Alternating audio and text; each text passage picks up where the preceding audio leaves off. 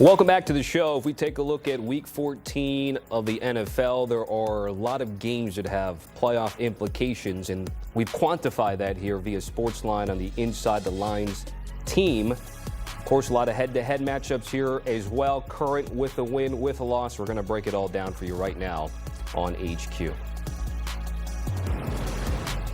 So we're back here with Mackenzie Brooks and a very festive Damien Harris joining us here in the spirit. He's ready for Christmas. Y'all ready for Christmas or what? I mean, we are definitely ready. And Thanksgiving in our rear view. We're already done with Thanksgiving, even though that was a week ago. Right. So what we're going to do here is Ken's from her team is going to sort of lay out what's at stake with some notable games with playoff implications. And then Damien's going to give us his thoughts on the field when it comes to those games. Tonight's a big one. Cowboys and Lions. What's at stake here, Ken's? I'd go as far to call it a playoff eliminator here. I mean, this is a Dallas team that's around 24% chance right now. They lose tonight. That drops them under a 10% chance to win. They just have to win out, which is an objectively hard thing to do, even if you have a quote-unquote favorable end of the schedule here. They're just not going to jump teams like the Rams, teams like the Seahawks, teams like the Niners here. And when you have the Eagles in your division, that's also a very, very tough spot to be. On the other side, with the Lions, now they sit around a 37% chance.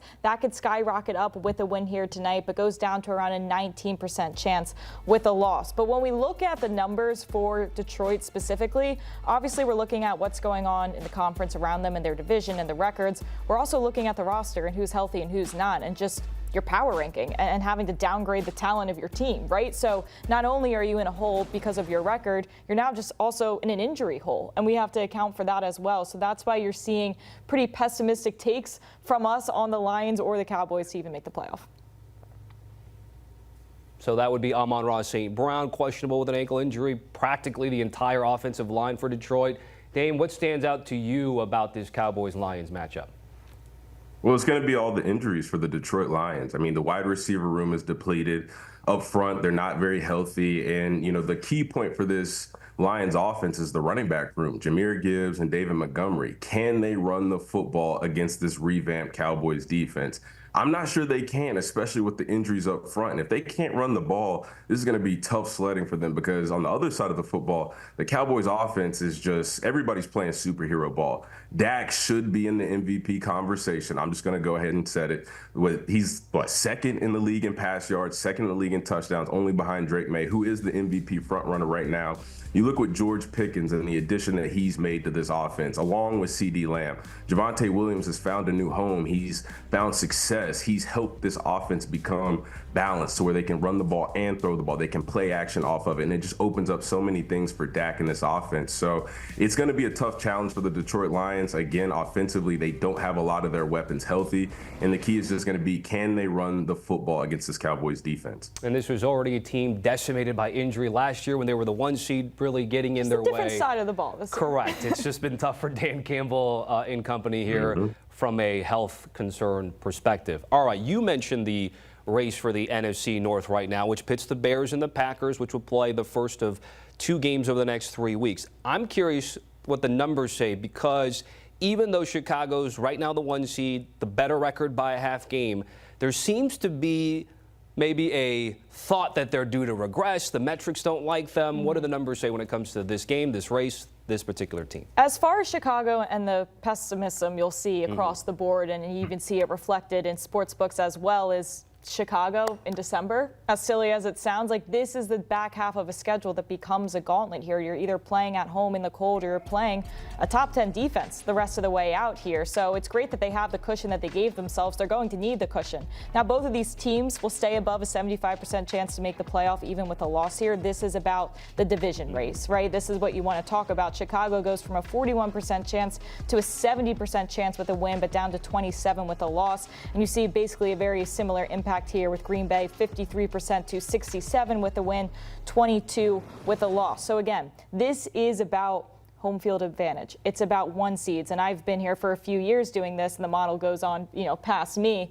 The difference between being in a wild card seed is drastically different for your Super Bowl chances than being a 1 seed. Having that home field advantage is tripling, if not just doubling, your chances to make the Super Bowl. So I'd still call it massive implications for this game. Mackenzie, Tommy, I got a question. Why is everybody waiting on the Bears to crack? I mean, is it Caleb Williams? Some Do they of not us want are- to see some of Ben us are Johnson have butthurt Eagles success fans. this fast? Let me ask you I mean, what's something. going on? So Dave, we can't just believe in the hype. What's going on here? All right, by the way, are you a big point differential guy? Because the Bears were actually negative point differential before their win over the Eagles, and they're still only +6 in that department. So that's only one added catch metric. up to you. That's what people I'll say think. this. That's what I'll people say this, think. Tommy Trent.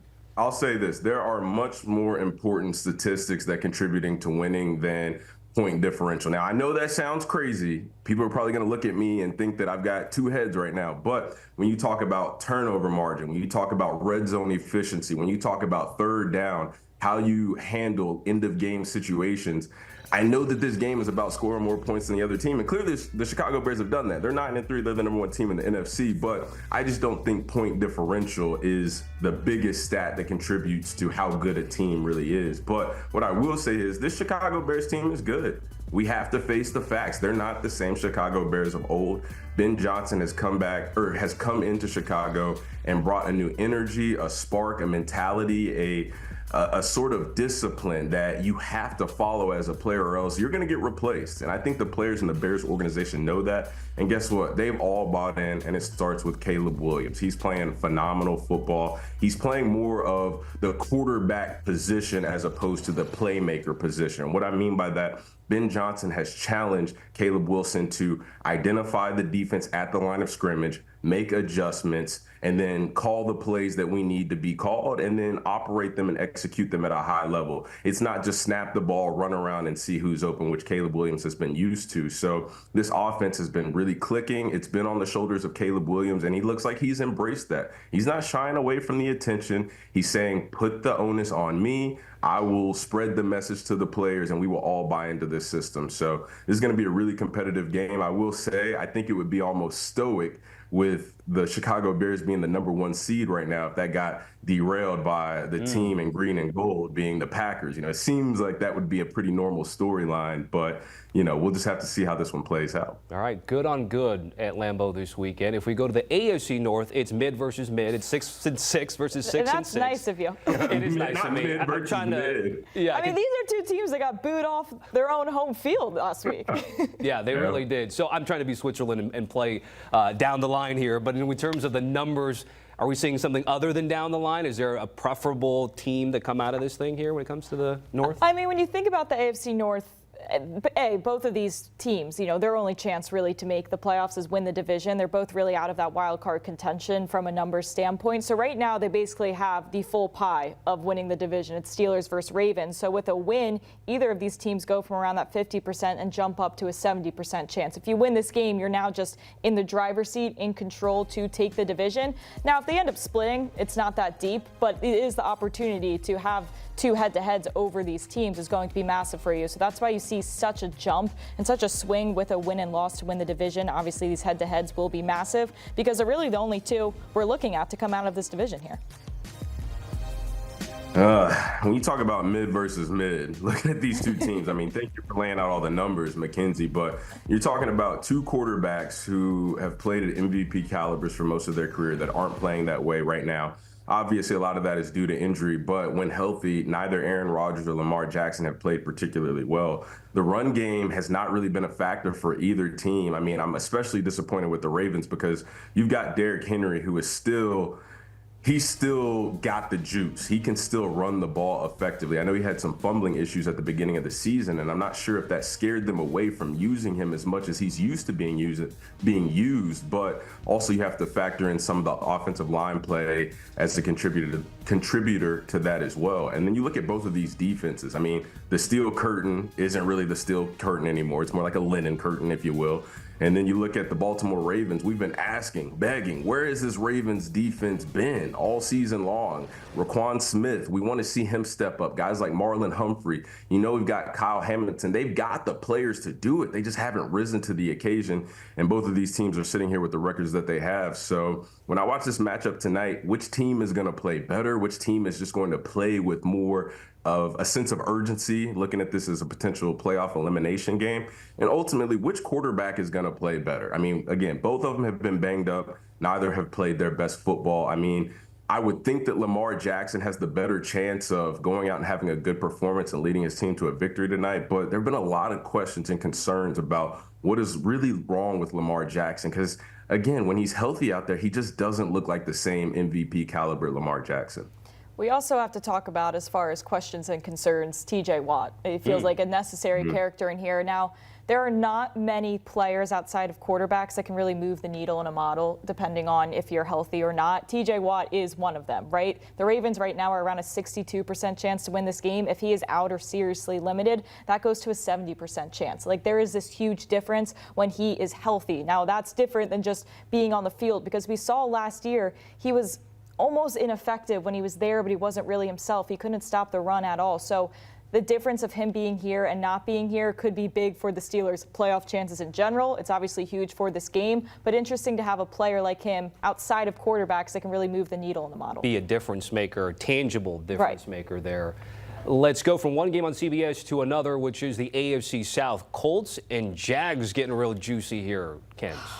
Now, the Jags are sitting pretty, which was something that I never thought I was ever going to say. I mean, 2 claps for them for what they're doing. I don't know how I feel about Trevor Lawrence, but they're getting it done.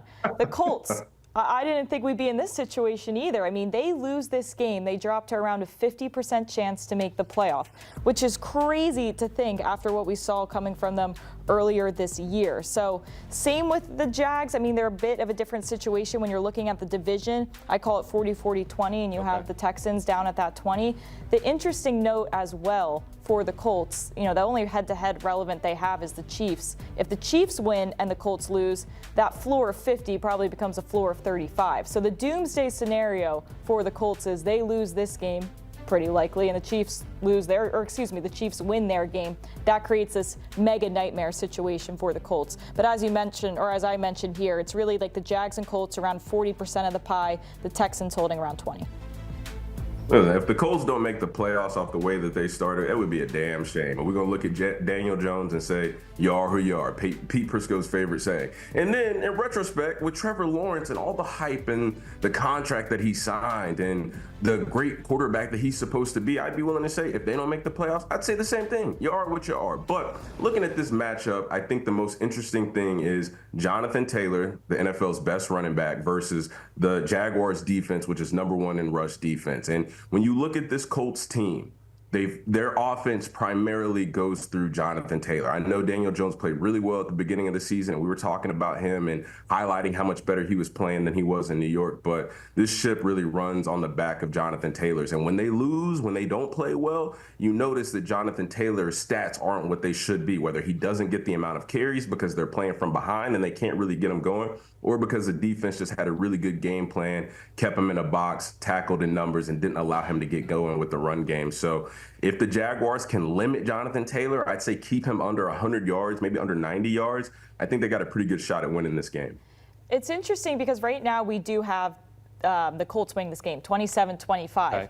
What is interesting to me is obviously we're looking at past data with a model that goes to last season's, that also goes to, previous 4 games. When Jonathan Taylor a few weeks ago had that 250-plus run game, right, that is skewing what he is able to do. So right now in a model, we have him projected to go for an obscene amount of yards because of what he did in that one game. But outside of that, he hasn't been relevant. So I'm thinking if we just extract that one game from the past 4 weeks, and if we also extract some of the data from the Jags run D last year that was terrible, because that's still kind of baked into the model, I do think this would go from us having the Colts winning by 2 to probably the Jags winning by 2. So, by the way, Colts I don't think have won in Jacksonville about a decade. They got a Jacksonville problem. They do. We saw the Texans on that graphic there. They have been hot, and they can really do the 2-for-1 here, which is then bury the Chiefs and also increase their chances. How so? If they're able to win this week. If the Chiefs are able to win. No, if the Texans are able to beat the Chiefs, they would bury KC and also elevate their numbers, I would assume. Exactly. Right? This is like a double whammy of just trying to get the win on your schedule, but then knocking off a head-to-head and wildcard contention as well. So these are the type of teams. The AFC the cut line's looking like 10 wins. The NFC is probably around 11, but you're looking at the Chiefs they're the 5th best odds to get to those 10 wins, right? Around a 56% chance to even be in the conversation, to even make the cut line here. So obviously winning this game becomes very, very crucial. You mentioned it. Houston is on a roll and we get a massive bump, 59% and 85% with a win, because this is one of their hardest games on the schedule. And like every other wild card contender in the AFC, those head-to-heads do become massive. Now, we do like the Chiefs in this game.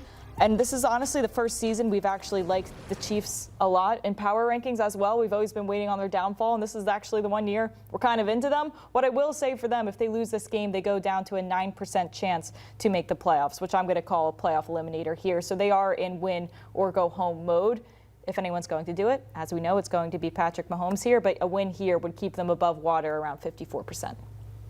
Yeah, I was gonna say if they lose this game, go and give them a big fat 0 because they're not going to the playoffs. Now, Mackenzie, I love what you just said. If anybody can do it, I mean, it's Patrick Mahomes. We've seen that year in and year out, and until we see something different, we have to believe what we've seen in the past, and that's Patrick Mahomes is more than likely going to be in the playoffs and more than likely going to be in the AFC Championship. But not to get too far ahead of ourselves, because this Houston Texans defense, Tommy Tran, did you see what they did to Josh Allen? Do you see how they've been terrorizing the rest of the NFL lately? Danielle Hunter, Will Anderson Jr. have been wreaking absolute havoc. And if I know one thing about this Chiefs team, they've been struggling to play around Patrick Mahomes, whether it's the receivers, whether it's the offensive linemen not protecting him. Patrick Mahomes, he needs some guys to step up, and it's going to be the offensive line. They've got to get it together from tackle to tackle. They've had issues on both sides. Josh Simmons, their superstar rookie, he's been dealing with injuries. Juwan Johnson, he's been